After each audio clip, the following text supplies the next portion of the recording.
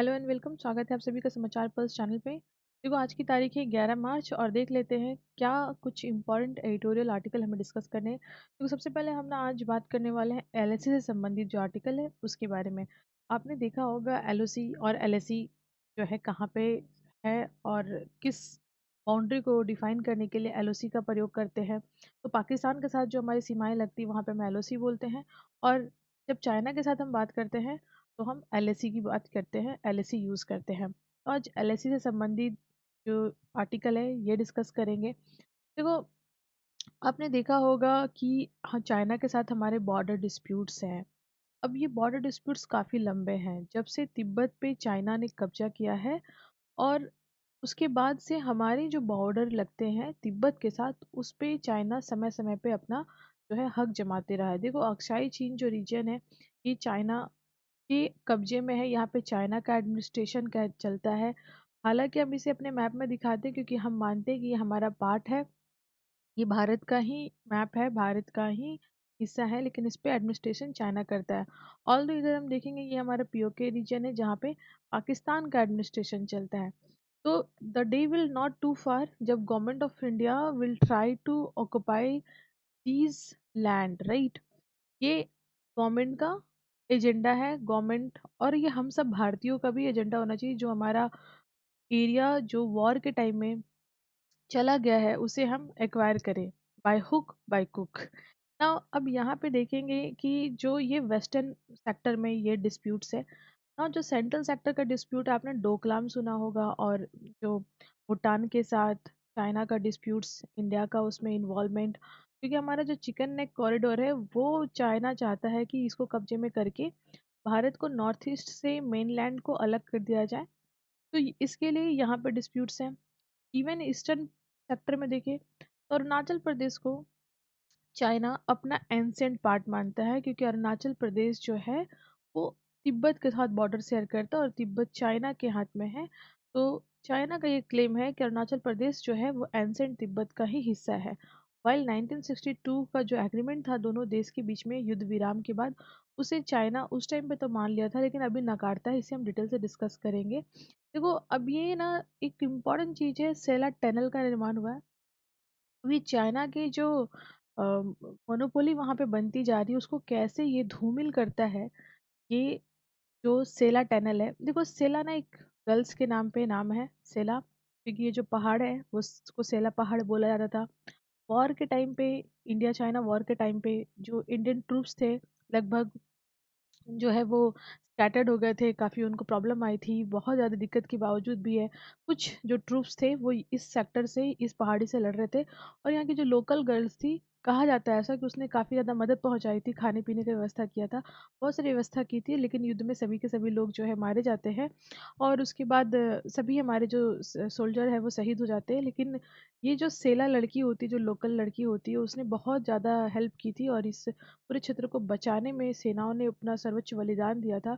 इसलिए इस क्षेत्र को सेला पहाड़ कहा जाता है। और यहाँ से पहले, अभी तो सेला टनल बन गया, इससे पहले यहाँ पे सेला पास था जहाँ से कनेक्टिविटी होती थी।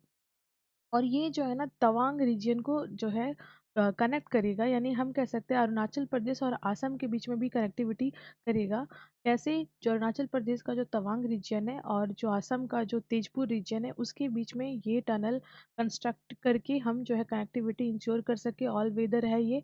और एक सबसे इम्पोर्टेंट चीज़ हम देखें, अगर अरुणाचल प्रदेश की बात करें तो ये देखो, ऑल्दो मैकमोहन लाइन है, राइट, ऑल्दो मैकमोहन लाइन है, लेकिन आपको तो पता ही होगा ना, red Cliff line, McMahon line, ठीक है, लेकिन चाइना इसे मानता नहीं है ना। आज के डेट में चाइना की जो है वो काफ़ी ज़्यादा मतलब नखरे हम कह सकते हैं सो कॉल्ड मार्केट में बढ़ गए हैं।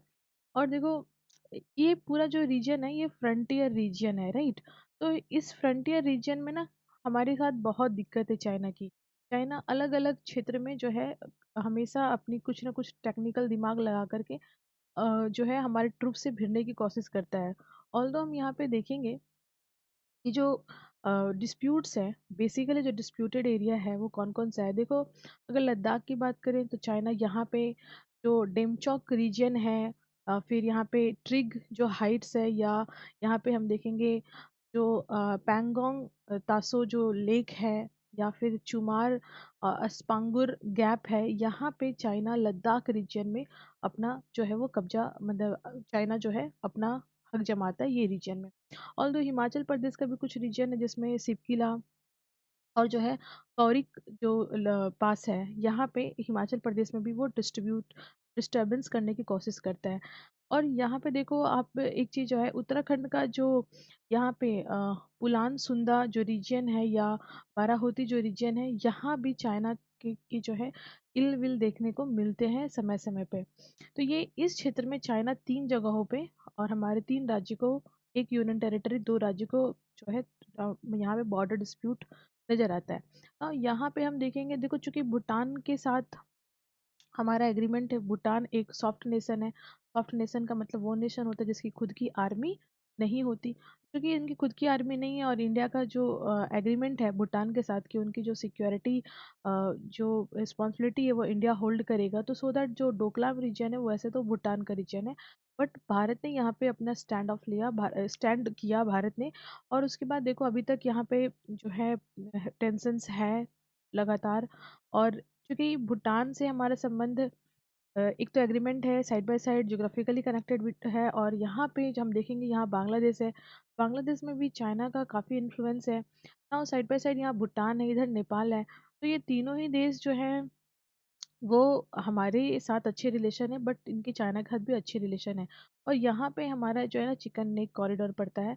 तो ये काफ़ी ज़्यादा हमारे लिए मतलब एक तरह से कह सकते हैं टेंशन का विषय था कि अगर ये क्षेत्र अगर चाइना कब्जा करने में या यहाँ पे अपना इन्फिल्ट्रेशन क्रिएट करने में जो है या लैंड ऑक्युपाई करने में किसी भी तरीके से चाइना अगर इंटरफेयर करता है तो हमारे लिए बहुत बड़ा मुद्दा हो जाएगा ना। इसी को दूर करने के लिए ना हमारे जो गवर्नमेंट है उन्होंने बहुत सारे स्टेप लिए हैं नॉर्थ ईस्ट को मेनलैंड से कनेक्ट करने के लिए। तो अरुणाचल प्रदेश की हम बात करें तो यहाँ पे देखो नामखा चाउ या जो समदोरोंग चाउ है या आसपिला या लोंगुंज दीचू, राइट। तो ये सब जो एरिया है या दिबांग वैली हो गया, ये सब रीजन में जो है विवाद है। लेकिन सबसे जो बड़ा विवाद है वो है आपका तवांग रीजन। तवांग रीजन काफ़ी इंपॉर्टेंट है। अब क्यों इंपॉर्टेंट है उसे हम समझेंगे, लेकिन उससे पहले देख लेते हैं आज हम डिस्कस करने वाले आईआर का टॉपिक। एक तो इंडिया चाइना रिलेशन है और दूसरा है इंडिया और रसिया रिलेशन। और यहाँ पे हम देखेंगे कि रसिया और चाइना आपस में दोस्त होते हुए भी किस तरह से रसिया जो है चाइना के अगेंस्ट, रसिया जो है वो चाइना के अगेंस्ट इंडिया की कई बार मदद करता हुआ नजर आया है। इवन इंडिया चाइना वॉर में भी रसिया के ही जो है हथियार से ये युद्ध पूरा हो रहा था। तो एक और आर्टिकल हमें डिस्कस करना है जो रसिया से संबंधित है। ये छोटा आर्टिकल है बट इसे डिटेल से डिस्कस करेंगे। देखो सबसे पहले हम बात करेंगे सेला टनल के बारे में और डिटेल से जानेंगे। लेकिन देखो चाइना का क्या क्लेम रहा है, तवांग रीजन को वो अपना लार्जेस्ट पार्ट मानता है, तिब्बत का रीजन मानता है, और अरुणाचल प्रदेश का जो तवांग रीजन है उसे वो साउदर्न तिब्बत कहता है। ये बहुत बड़ी बात है, वीवीआई चीज़ है। अरुणाचल प्रदेश हमारा इसे आजकल जो चाइना है वो साउदर्न तिब्बत कहता है और अपने मैप में दिखाता है। और यहाँ पे हमारा जो टनल है, वास्तव में ये जो है टनल, 2 टनल और रोड लिंक आपस में होते हैं, और ये जो है बाईपास क्षेत्र भी बन गया है। देखो जो टनल प्रोजेक्ट है ना, इसका एम क्या है, कनेक्टिविटी प्रोवाइड करना अरुणाचल प्रदेश के रीजन में हर हमेशा ऑल वेदर, है ना। क्योंकि ऐसा होता था ना, जब जैसे मौसम चेंज हुआ, बारिश हो रही है या फिर जो टेम्परेचर डाउन हुआ ठंड के टाइम में, हमारे ट्रूप्स जा नहीं पाते थे वहाँ पे, बहुत कॉम्प्लिकेशंस होता था, एयर लिफ्टिंग करनी पड़ती थी, एरिया बहुत कॉम्प्लिकेटेड था। तो दैट्स वाई ये बहुत अच्छा हो गया है इसके बनने से। देखो प्रधानमंत्री नरेंद्र मोदी जी ने ना 9 मार्च को इसका उद्घाटन किया और कई सारी बातें बताई। और देखो यहाँ पे हम देखेंगे ये जो प्रोजेक्ट है ना, ये बहुत ऊंचाई पे बना है, ये 13,700 फीट की ऊंचाई पे बना हुआ है। और अरुणाचल प्रदेश का जो केवांग डिस्ट्रिक्ट है उसका वेस्टर्न पार्ट में ये बना है। और देखो पैसे की बात करें तो 825 करोड़ रुपए का ये टनल है, और ये कनेक्टिविटी करेगा तेजपुर टू तवांग, जो हमने आपको बताया था। तेजपुर कहाँ पे, आसाम में, तवांग कहाँ पे है, अरुणाचल प्रदेश में। और देखो इसकी जो फाउंडेशन है ना 2019 में ही डाली गई थी। तो इतना स्ट्रॉन्ग कंस्ट्रक्शन, इतना स्ट्रॉन्ग इंफ्रास्ट्रक्चर हमारा बन के 8 साल में तैयार हो गया, रेडी टू यूज़ है राइट नाउ कह सकते हैं। और ऐसे ही बहुत सारे प्रोजेक्ट जो है गवर्नमेंट ला रही है, 20 प्रोजेक्ट ऐसे ही हैं। और इसको बनाने में ना 90 लाख मेन आवर्स लगे हैं। अब ये 90 लाख मेन आवर्स क्या होता है? तो मेन आवर्स जो होता है ना, आपने मैथ्स पढ़ा होगा सीसैट के लिए, या अगर आप एसएससी वाले हो तो सीजीएल में मैथ्स पढ़ा होगा आपने, काफ़ी ज़्यादा मैथ्स वहाँ पढ़ना होता है। या किसी भी तरह के एग्ज़ाम में आप पार्टिसिपेट करते हो कॉम्पिटिटिव एग्ज़ाम में, तो आपने जो है मेन आर्ट्स जाना होगा। देखो, कार्य को मापने की ये एक जो है टूल्स होती है, राइट? इसमें कितना कार्य किया गया है प्रति घंटा। तो 90 लाख मेन आवर्स काम किया गया है। लगभग 650 प्लस वर्कर और बहुत सारे हाई क्लास इंजीनियर यहाँ पे इस प्रोजेक्ट में जो है काम किए हैं, और 5 साल के अंदर ये तैयार हुआ। 90 लाख मेन आवर्स बहुत बड़ा टाइम होता है। इसको बनाया किसने है? तो हमारी जो बीआरओ है, ठीक है ना, बॉर्डर रोड ऑर्गेनाइजेशन हमारी इसे कंस्ट्रक्ट की है। सेला प्रोजेक्ट देखो, ये तो टनल, 2 टनल को जोड़ना है। यहाँ पे देखो, टनल 1 जो है 980 मीटर लंबा है, और टनल 2 जो है वो अगर देखा जाए तो 1555 मीटर लंबा है। तो 2 टनल इसके तहत है, एक है 980 और दूसरा है 1555। और बाई लेन 2 रोड यहाँ पे बनेंगी, 2 लाइन की रोड बनेगी। और यहाँ पे देखो आप, ये इमरजेंसी सर्विस प्रोवाइड करने के लिए उचित है, ट्रैफिक को मैनेज करने के लिए उचित है, क्योंकि 2 डबल लाइन है तो ये हो जाएगा। ये जो है ना कनेक्ट करेगा बिटवीन 2 टनल्स। और मतलब ये जो रोड होंगे, बाईपास जो रोड होंगे, दोनों टनल को जोड़ने वाली यहाँ पे 1200 मीटर की एक लंबी रोड भी बनेगी, ताकि दोनों टनल को आपस में जोड़ा जा सके। और देखो, ये जो एलएसी है हमारा, वहाँ पे हमारे जो ट्रूप्स है उनका जो मूवमेंट है, वो पहले जो सेला पास से होता था, अब वो कॉम्प्लिकेटेड रास्ता छूट करके अब हम जो है सेला टनल का यूज़ करेंगे, और जिससे तवांग रीजन को चाइना के चंगुल से जाने से बचाया जा सकता है। क्योंकि यहाँ पे अगर हम बात करें तो जो पीएलए है, यानी पीपल लिबरेशन आर्मी, यानी कि जो चाइना की आर्मी है, 1962 में ना तवांग रीजन को अपने हाथ में ले चुकी थी। 1962 का आपको मैं बड़ी इंटरेस्टिंग बताती हूँ। 1962 में ना चाइना के ना आर्मी ने तवांग रीजन को अपने कब्जे में ले लिया था, और 1 महीने तक यहाँ पे रहे थे, 1 मंथ।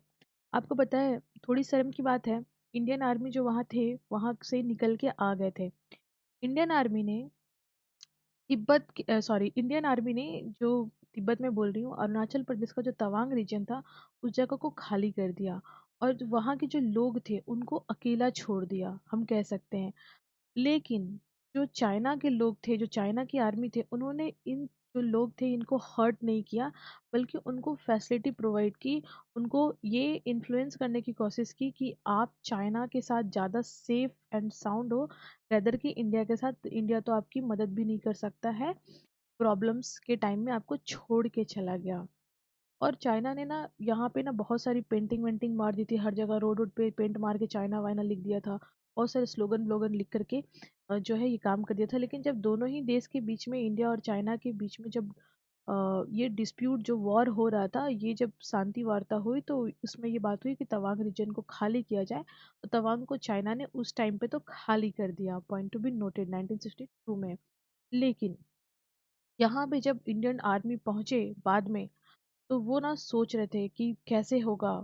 लेकिन जब वो पहुंचे, आपको बिलीव नहीं होगा, अरुणाचल प्रदेश के लोगों ने फूल माला के साथ स्वागत किया था। और वो समझ रहे थे कि इस सिचुएशन में इंडियन आर्मी यहाँ पे थी, और उनका निकलना ही उस वक्त के लिए सही था। क्योंकि जो डिफेंस हालत थी हमारी, और जिस तरीके से चाइना ने कब्जा किया था, चाइना ने ऐसे कोई वॉर में कब्जा नहीं किया था, बल्कि वहाँ पे चाइना की जो आर्मी है, वो ना मतलब जानवर उनवर को जो चलाने के लिए आते हैं ना बॉर्डर एरिया में, वैसे वैसे चलाने के लिए आते थे।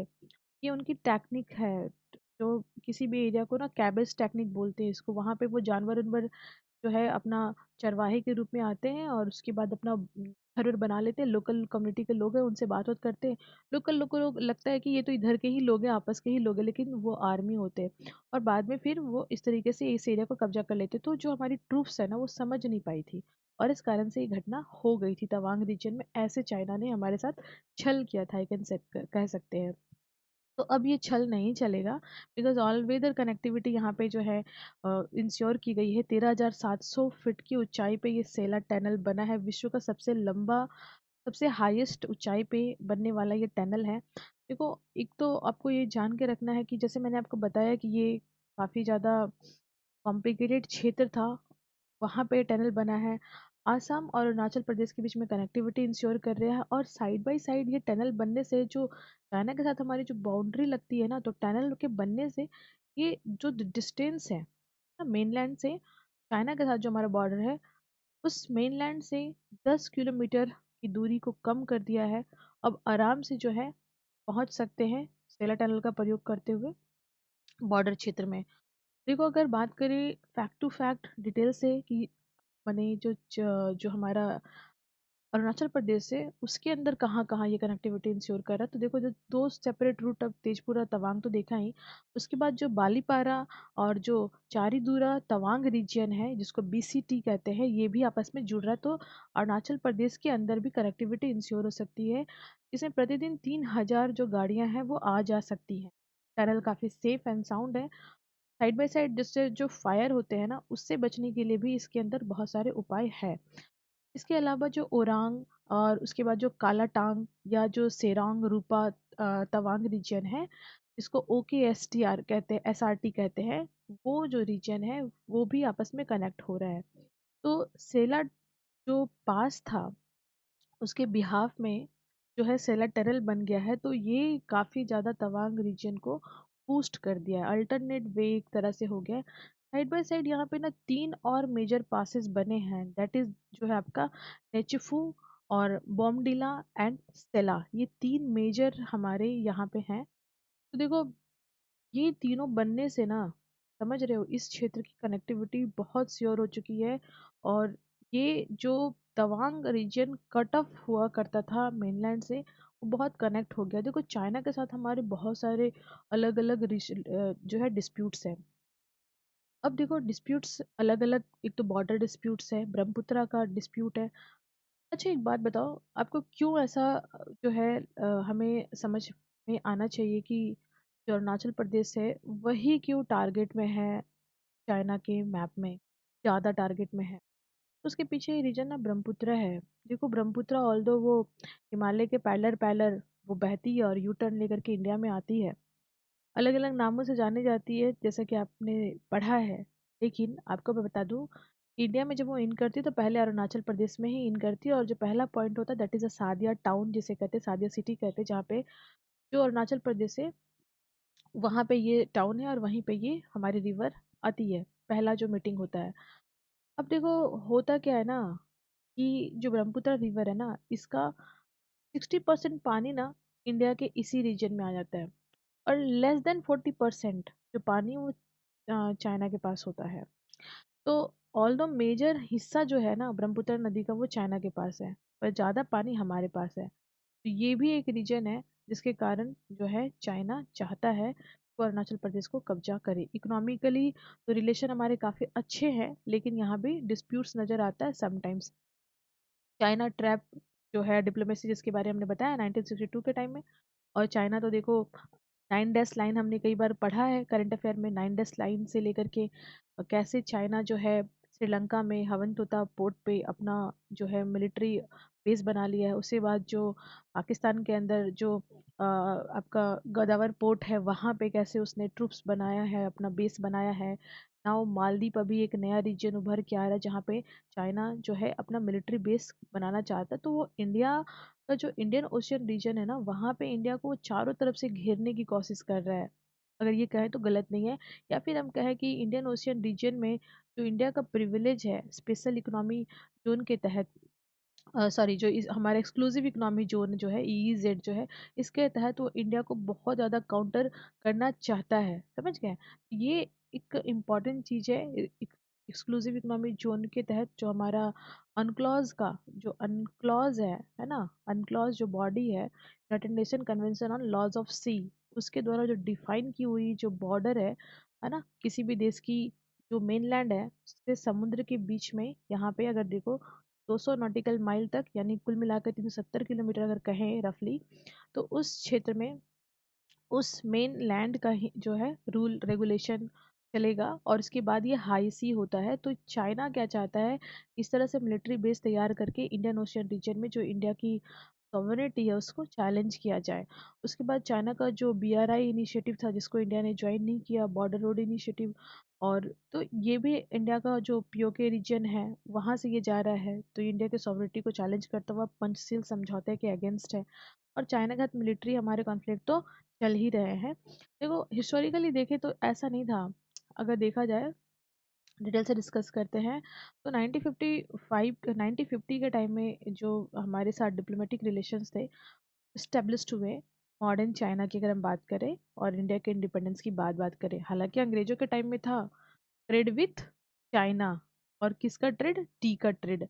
आपने पढ़ा होगा है ना, चार्टर एक्ट जब आपने पढ़ा होगा तो देखो यहाँ पे ब्रिटिश इरा में तो डिप्लोमेसी थी, लेकिन इंडिपेंडेंस के बाद 1950 में स्टार्ट हुई। और ये जो है एक तरह से एक हम लोग इंडिया जो है एक सोशलिस्ट गवर्नमेंट नहीं थे, मतलब हमारी यहाँ जो है सोशलिज्म, सोशलिस्ट हम लोग नहीं थे।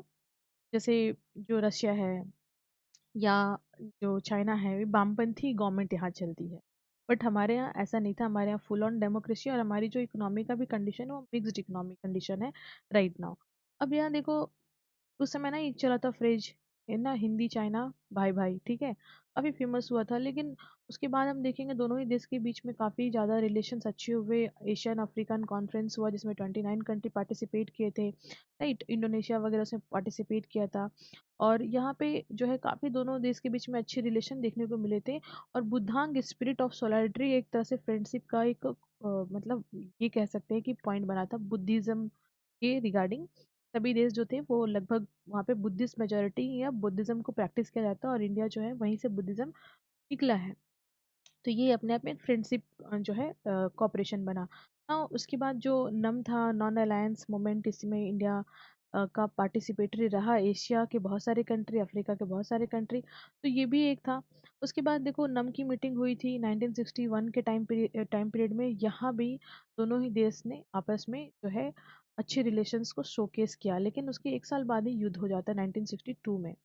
और देखो उसके बाद हम देखेंगे 1962 के युद्ध के बाद सिचुएशन काफ़ी ख़राब होता है। लेकिन दोनों ही देश के बीच में ना 1954 और देखो वहाँ पे इंडिया चाइना बॉर्डर जो कॉन्फ्लिक्ट था, उसमें 62 के युद्ध के बाद जो है इसे विराम दिया गया, मैकमोहन लाइन पे समर्थन बनी। हालांकि ये जो चाइना है आज के डेट में इसे मानता नहीं है। तो यहाँ पे फिर भी थोड़ी शांति थी। उसके बाद राजीव गांधी जो थे वो 1988 के टाइम में चाइना विजिट पे गए। उसके बाद बहुत सारे एग्रीमेंट्स हुए, एलएसी बना हमारा। इंडिया चाइना जो बॉर्डर डिस्प्यूट्स था उसको नरसिम्हा राव गवर्नमेंट ने भी काफ़ी ज़्यादा जो है वो डाउन करने की कोशिश की। लेकिन बाद में ना बहुत दिक्कत होनी शुरू हो गई। अटल बिहारी वाजपेयी जी का भी इनिशिएटिव था इंडिया चाइना रिलेशन और कॉम्प्रिहेंसिव जो कॉपरेशन है, स्पेसिफिकली जो दोनों देश की जो स्पेशल रिप्रेजेंटेशन है और जो बाउंड्री सेटलमेंट है ना, पॉलिटिकल पॉइंट ऑफ व्यू से उसको जो है प्रिजर्व करने के लिए दोनों ही देश आपस में एक दूसरे की जो सीमाएं हैं उसका आदर करें, राइट, इस पे बात की थी। लेकिन सिचुएशन खराब बनते गए और राइट नाउ ये चीज़ें समझ में आ रही हैं हमारे सामने। देखो अगर हम बात करें हिस्टोरिकली तो कम्युनिटी वाइज काफ़ी अच्छे रिलेशन है चाइना। अगर हम बात करें तो अभी देखा जाए तो लगभग 35,000 के आसपास जो लोग हैं वो चाइना में अभी हैं एट प्रेजेंट। 18,000 के आसपास तो स्टूडेंट्स ही हैं। अगर कल्चरल रिलेशन की बात करें तो इंडिया चाइना का जो कल्चर है काफ़ी मिक्स्ड कल्चर है। आपको याद होगा 1500 से 1000 बीसी के टाइम में काफ़ी सारे जो चाइनीज़ लोग हैं वो इंडिया में विजिट करने आए थे। और जो सांग जू हैं ये आपके एंसेंट वैदिक इरा में आए थे। और हम देखेंगे कि फर्स्ट सेकेंड और थर्ड सेंचुरीज में बहुत सारे बौद्धिस्ट पिलग्रिम्स जो हैं वो भारत ट्रेवल करते हैं।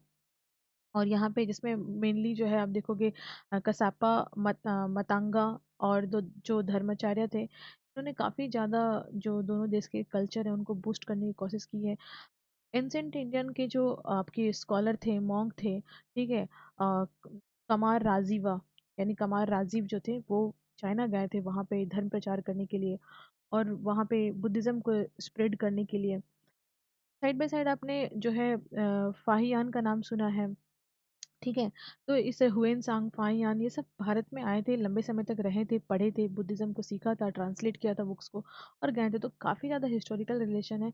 अगर आज के डेट में देखें तो एजुकेशन पे रिलेशन तो पहले से था ही, वहाँ के लोग यहाँ पढ़ने आते थे। लेकिन मॉडर्न टाइम में ईईपी जो 2006 में हुआ था, ये चाइना ने इंडिया के साथ साइन किया था एजुकेशन एक्सचेंज प्रोग्राम। इसके तहत चाइना के कुछ स्टूडेंट, लगभग 25 स्टूडेंट, और हमारे जो 25 स्टूडेंट हैं वो आपस में एक्सचेंज होंगे। और ये दोनों क्या करेंगे, ये दोनों रिसर्च पे काम करेंगे। जो हमारा ICCR है, यानी इंडियन काउंसिल फॉर कल्चर जो रिलेशंस है, उसके तहत ये दोनों ही जो स्टूडेंट्स हैं आपस में बॉर्डर बॉर्डर शेयर करते हैं, ट्रांसफ़र होते हैं एक दूसरे देश में, और फिर आगे की जो है रिसर्चिंग होती है। आज के डेट में देखो जो वे फॉरवर्ड है, अगर हम इसकी बात करें तो ये जो टनल बना है, राइट, और इससे पहले जो निची फूड टनल बना था सितंबर महीने में 2023 में, ये भी काफ़ी ज़्यादा, मतलब हम कह सकते हैं कि कनेक्टिविटी श्योर किया था और चाइना को एक तरह से थ्रेटनिंग था। अब जो तवांग रीजन में ये बाईपास बन चुका है, सेलर टनल बन चुका है, जिससे काफ़ी ज़्यादा जो डिप्लोमेटिक हमारी जो पावर है वो ज़्यादा बढ़ गई है वहाँ पे, और चाइना को एक थ्रेटनिंग है। और चाइना का जो चाइना ना बहुत नाराज़ हुआ है, बिकॉज चाइना और अरुणाचल प्रदेश को साउदर्न तिब्बत कहता है, तो इससे उसको तो बहुत झटका लगा ही है। और डे बाय डे भारत यहाँ पे डेवलपमेंट करता जा रहा है। एक चीज़ और आप ध्यान में रखिए, जो दलाई लामा है, जो 6th दलाई लामा है, छठे नंबर के जो दलाई लामा है, उसका बर्थ प्लेस भी जो है ना वो यहीं पे है, यानी कि जो तवांग रीजन है वहीं पे है। और जो बुद्धिज़्म जो है लहासा में, जो बुद्धिज़्म है, माने जो लहासा रीजन है ना तिब्बत का, वहाँ जो बुद्धिज़्म स्प्रेड हुआ है वो यहीं से आगे बढ़ा है। तो हम देखेंगे कि ये और भी स्ट्रेटेजिकली है, आसाम को भी कनेक्ट कर रहा है, शॉर्टेस्ट डिस्टेंस प्रोवाइड कर रहा है। और जो सिलीगुड़ी कॉरिडोर है ना हमारा, जैसे हम चिकन नेक कह रहे थे, तो वहाँ पे भी हमारी जो है कम्युनिकेशन जो है गुवाहाटी से लेकर के अरुणाचल प्रदेश तक, सिलीगुड़ी कॉरिडोर, सेला टनल, तेजपुर आसम, ये सभी जो क्षेत्र है ना हमारे, ये बहुत ही इम्पोर्टेंट है स्ट्रैटेजिकली और जियोग्राफिकली, है ना। ये हमारी पोजीशन को बूस्ट करते हैं। मैं एक बात बता दूं आपको, जो सेला टनल है, ये बना तो बहुत मेहनत से, ऑब्वियस सी बात है, बहुत पैसे खर्च हुए हैं, लेकिन है ना, ये ऑस्ट्रेलिया की जो टनल बनाने की मैथोलॉजी है, इसे इस मेथड को यूज़ किया गया है, और इतने हाई स्टैंडर्ड का ये बन के तैयार हुआ है सेला टनल। नाउ दूसरा आर्टिकल है हमारा, रशिया से रिलेशन कैसा है इंडिया का, उसे डिस्कस करेंगे। लेकिन फिलहाल में भी क्या हो रहा है ना, रशिया यूक्रेन वॉर में जो इंडियन लोग हैं, जो अलग अलग क्षेत्र से जॉब करने के लिए इंडिया से रशिया जाते हैं, उनको ना मिसगाइड करके, और सो कॉल्ड हम कह सकते हैं मिस इन्फॉर्मेशन के तहत इंडिया से वहाँ ले जाया गया, जिसमें सरकार की कोई भूमिका नहीं रही, सरकार को पता नहीं चला, और ये इंडियन को जो है वॉर में यूज़ किया जा रहा है। बहुत सारे ऐसे न्यूज़ आए, और जो बहुत सारे इंडियन वॉरियर थे वहाँ पे, उन्होंने इस चीज़ को क्या है सोशल मीडिया पे हमारे सामने रखा। और उसके बाद फिर इस चीज़ की जांच पड़ताल हुई, और मालूम चला बहुत सारे ऐसे लोग हैं इस क्षेत्र में जो लगे हुए हैं, और सीबीआई को ये जांच दे दिया गया। सीबीआई ने इसे ह्यूमन ट्रैफिक का एंगल बताया है।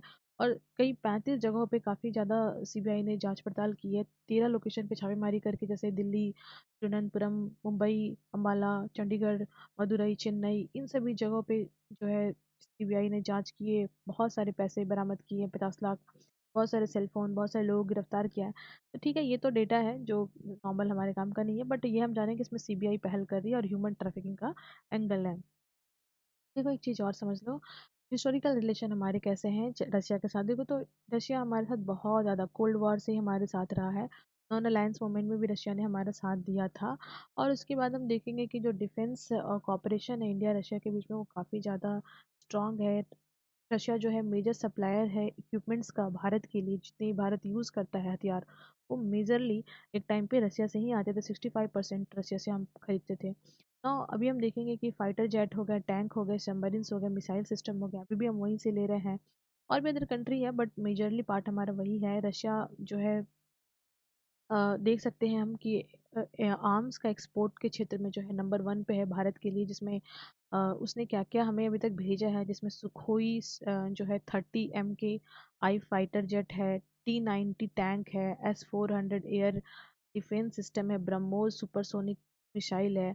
और आपको याद होगा MiG-21, ठीक है, MiG-21 भी क्या था, MiG-21 भी रसिया का ही दिया हुआ था, जो इंडिया ने पाकिस्तान के वॉर में यूज़ किया था। चाइना के वॉर में भी हम उसको यूज़ कर पाए थे, बट उस समय हमारे पास संख्या बहुत कम थी, और इसकी कुछ खामियां भी थी।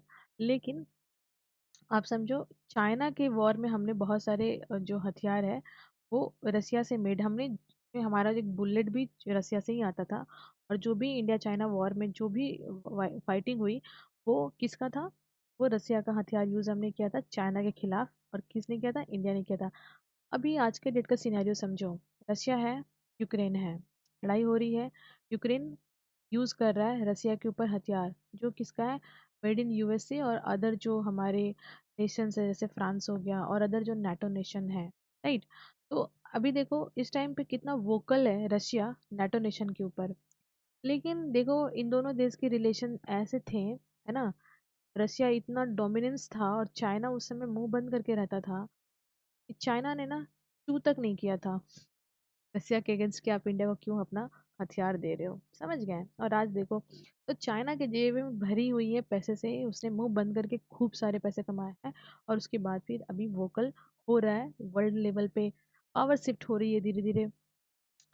मिलिट्री ऑपरेशन कैसे हैं इंडिया और रशिया के बीच में? तो बहुत सारे मिलिट्री एक्सरसाइज कंडक्ट होते हैं इंटर ऑपरेशनल। जो हमारी स्ट्रेंथ है, बायलैटरल टाइज है, उसको बूस्ट करने के लिए, जैसे इंदिरा सीरीज है ना, मिलिट्री एक्सरसाइज का। उसके बाद आर्मी, नेवी, एयरफोर्स, सभी का अलग अलग जो है ऑपरेशंस है रशिया के साथ। टेक्नोलॉजी ट्रांसफर में जैसे ब्रह्मोस हो गया, air space joint venture system जो है उसमें इंडिया यूज़ कर रहा है उनकी टेक्नोलॉजी को। इवन हमारे बहुत सारे स्पेस प्रोजेक्ट में रशिया ने हमारा साथ दिया है। न्यूक्लियर कॉपरेशन काफ़ी ज़्यादा रशिया ने हमारा किया है। न्यूक्लियर सेफ्टी एंड नॉन जो पॉलिफिरेशन ट्रिटी है उसके बावजूद रशिया ने सिविक न्यूक्लियर एनर्जी हमें प्रोवाइड की है। मतलब रशिया ने हमें बम बनाने के लिए नहीं दिया है, बल्कि सिविक कार्य के लिए दिया है। लेकिन एक चीज़ है यहाँ पे, जो हमारा क्रायोजेनिक इंजन बनाना था, क्रायोजेनिक जो 6 प्लांट बनाने थे रशिया को, उसमें रशिया ने काफ़ी डिले कर दिया। ठीक है, इसके कारण हम जो है काफी पीछे हो गए हैं, मतलब स्पेस के सेक्टर में। और देखो स्ट्रैटेजिक अलाइनमेंट की बात करें तो ब्रिक्स है और बहुत सारे इंटरनेशनल फोरम है जहाँ पे दोनों देश आपस में क्या करते हैं, कोऑपरेट करते हैं। चैलेंज एंड डाइवर्सिफिकेशन की बात करें तो देखो, ऑल्दो रसिया का पॉइंट यूएस के पॉइंट से अलग होता है। यूएसए के साथ हमारे अच्छे रिलेशन है और रसिया के साथ भी हमारे अच्छे रिलेशन है। बहुत ज़्यादा अलाइंड होकर के हम जो है, इसराइल का मुद्दा हो, फ्रांस का मुद्दा हो या यूनाइटेड स्टेट का मुद्दा हो, रसिया के साथ रहते हुए भी हम अपना स्टैंड रख सकते हैं। तो इतना ज़्यादा लिबरेशन है। दोनों ही देश का जो चैलेंज है वो अलग अलग है, बट काफ़ी ज़्यादा हम कह सकते हैं कि फॉरेन लेवल पे हमारी जो डिप्लोमेसी है वो बहुत ज़्यादा साउंड है। और देखो फ्यूचर में प्रोस्पेक्ट्स तो यही है कि इंडिया डिफेंस कॉपरेशन एक मेन चीज़ है। रशिया नहीं चाहता है कि इंडिया यहाँ से जाए, क्योंकि अभी भी सबसे बड़ा सप्लायर हमारा रसिया है। इंडिया रसिया जो इंटर गवर्नमेंटल एग्रीमेंट्स हैं, है ना, बहुत सारे लॉजिस्टिक सेक्टर को लेकर के उस पर उसको बूस्ट करने की बात है। बहुत सारे पॉइंट्स हैं टेक्नोलॉजी ट्रांसफर से लेकर के रिसर्च डेवलपमेंट के फील्ड में। देखो अगर हम बात करें ना, तो 1962 में जो यूएसएसआर था, राइट, क्योंकि 1991 में रसिया जो है वो बना है। यूएसएसआर जो था, सोवियत नेशन जो था, तो वो 12 कंट्री में, यानी कुल मिलाकर के रसिया को छोड़ के 11 टुकड़े में बट गया। यूक्रेन भी पहले इसी का हिस्सा था और जो बेलारूस है, ये सब सभी पूरा क्षेत्र उसका था। तो ये कंट्रियां बन गई। तो उससे पहले भी ना यूनाइटेड नेशन सिक्योरिटी काउंसिल में ना चाइना के खिलाफ यूएसएसआर ने हमारा हेल्प किया था, और यूएसएसआर को ही आज रशिया होल्ड कर रहा है ना। सोवियत यूनियन के साथ 1971 में जब पाकिस्तान बनने वाला था ना, तो चाइना ने ये इंफॉर्मेशन दी थी यूएसए को, और यूएसए जो है अपना ट्रूप्स, क्योंकि चाइना जो है पाकिस्तान का दोस्त रहा है, और चाइना ने यूएसए को भड़काया कह सकते हैं, और यूएसए ने जो है अपने ट्रूप्स हमारे ऊपर अटैक करने के लिए भेज दिया था। अब क्यों ऐसा हो रहा था? क्योंकि पाकिस्तान का जो ईस्टर्न एरिया था और जो वेस्टर्न एरिया जो आज के डेट में पाकिस्तान है, और जो ईस्टर्न एरिया जो कि आज के डेट का बांग्लादेश है, इनके बीच में डिस्प्यूट चल रहा था और इसमें भारत की बहुत भूमिका थी। ऐसा कहा जाता है कि भारत बहुत बड़ा रोल प्ले किया था पाकिस्तान को तोड़ने में, जो आज भी भारत सक्षम है करने में। तो अभी हम देखेंगे कि इसमें जो है, जब यूएसए ने चैलेंज किया इंडिया को, तो यूएसएसआर ने स्टार्ट कर दिया। मतलब इसने तो चैलेंज किया था, यूएसएसआर ने भी अपने जो जहाज, अपने जो शिप है, वो भी इंडियन ओशियन रीजन में भेज दिए, जिससे यूएस कुछ कर नहीं पाया, क्योंकि ये बहुत बड़ा मुद्दा होता। और उस समय यूएस इतना ज़्यादा नहीं था कि वो इतने लोडेड कंट्री के साथ वॉर कर सकता था। और इस तरह से बांग्लादेश का निर्माण हो गया। इसरो के साथ भी हमारा जो फर्स्ट सैटेलाइट आर्यभट्ट से भेजा गया था, उसमें भी सोवियत यूनियन ने हमारा हेल्प किया था, उन्हीं ने हेल्प किया था। वहीं से लॉन्च हुआ था 1975 में। जो राकेश शर्मा 1984 में पहली बार गए थे मतलब मून पे, उसमें भी जो है रशिया का ही हाथ था। और उसके बाद हम देखेंगे सोवियत स्पेस क्राफ्ट हमारा जो सुयु T-11 गया था, ये भी रसिया के हेल्प से गया था। 1991 में हमारे यहाँ जो इंडियन आर्मी होती थी, 70 to 80% जो हमारे सिस्टम होते थे ना डिफेंस के, वो सब हम यहीं से खरीदते थे। एक बात आपको बता दूं, हमारे यहाँ LPG रिफॉर्म हुआ था, ठीक है। लिबरलाइजेशन, प्राइवेटाइजेशन एंड जो है हमारा ग्लोबलाइजेशन, जिसको हम अपना 1991 का LPG रिफॉर्म कहते हैं। और इसी के कारण हमारी जो मॉडर्न अर्थव्यवस्था है ना, समझ गए, वो है। तो इसमें भी रसिया ने ही हमें काफ़ी ज़्यादा हेल्प की थी। देखो थोड़ा देख लेते हैं 1992 से 2021 के बीच में, कि 2021 के बाद से हमारी थोड़ी सी पॉलिसी में चेंजेस हुए हैं। हमने बहुत सारे कंट्री से डिफेंस जो चीज़ें हैं वो लेना शुरू कर दिए हैं। देखो 65% हम रशिया से लेते हैं, 7% इसराइल से, फ्रांस से 7%, USA से 7%, UK से 4%, और जो अदर कंट्री उनसे 9%। तो मेजर चंक हमारा जो है रशिया था डिफेंस के सेक्टर में। ये क्वेश्चन है जो आपको अटेम्प्ट करना है, LAC से संबंधित है। एक्सप्लेन करना है foreign policy option India to address challenge emerging out of the current India China stand off at the LAC। Attempt करना है आपको। पॉइंट्स आपको मिल चुके हैं बहुत सारे, आप कर सकते हो आर्टिकल को पढ़ के सुन के।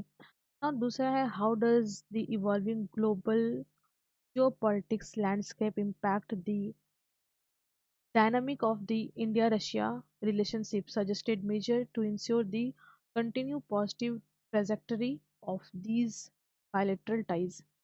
तो ये important question है जो आपको attempt करना है। So thank you, thanks for watching।